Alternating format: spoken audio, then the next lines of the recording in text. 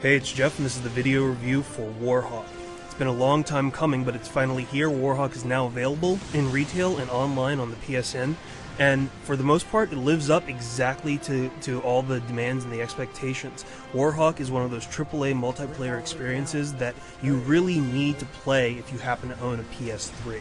It's fast-paced action on the ground and in the air. Regardless of what you're doing, you definitely are going to have a lot of fun with this game. The gameplay is one of those situations that you don't necessarily need a plot for. Even with the removal of the single-player experience, which I know a lot of people were looking for, you really don't need it. This is one of those situations where you've got a battle that is basically as old as time itself. Red versus blue, dogs versus cats, pirates versus ninjas. All you need to know is the other team is your hated enemy and they need to die. There are a couple different modes in Warhawk. Basically, you've got your standard deathmatch, team deathmatch, capture the flag modes, which, if you've played a multiplayer game before, you pretty much understand the basics of that game system. However, there's a couple of twists to this. You've got a de facto fourth kind of mode with Dogfight, which takes you out of the ground combat and basically puts you in the air, where you're always fighting. You've got your standard deathmatch, team deathmatch, and capture the flag, and any veteran of multiplayer games are pretty much accustomed to that.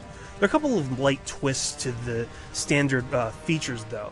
For instance, in either Deathmatch, Team Deathmatch, or Capture the Flag, a large amount of the gameplay revolves around gaining bases, capturing new checkpoints, and forcing your group's territory to expand over the entire map. It helps as kind of a primer to the new Zone mode, which is based on grabbing territory and linking up different bases to get more points by holding on to them for a long period of time.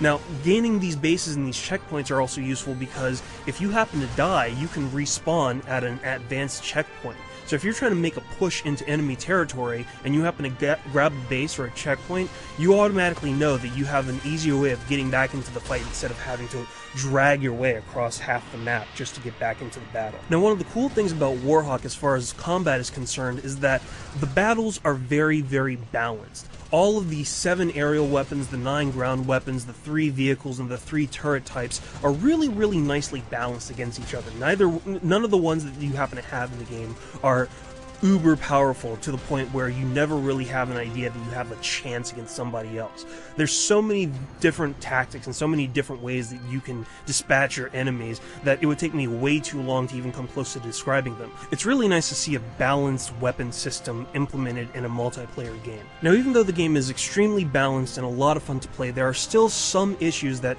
sometimes can hamper the experience that you'll have when you're playing online. The first one is the lack of a tutorial mode.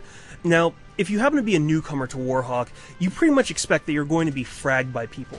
And although you happen to get some hints when you're doing certain actions, like, climbing up onto a box or possibly picking up a weapon and finding out what you're doing with it, you're not necessarily getting the nuances. Since there are no bots, there's no tutorial missions, there's no way that you can actually get in and experience this before you get thrown into the deep water, you're kind of going to have one of those sink rather than swim experiences for at least a good half hour to an hour before you start to pick up on exactly what you need to do to be successful or how you can go about it. Now, I know that a lot of people are sometimes wondering about the 6-axis controls, especially after the demo that we saw at E3. It might not necessarily be for me, but I know a lot of players that swear by those controls and feel that it gives them a little bit more accuracy.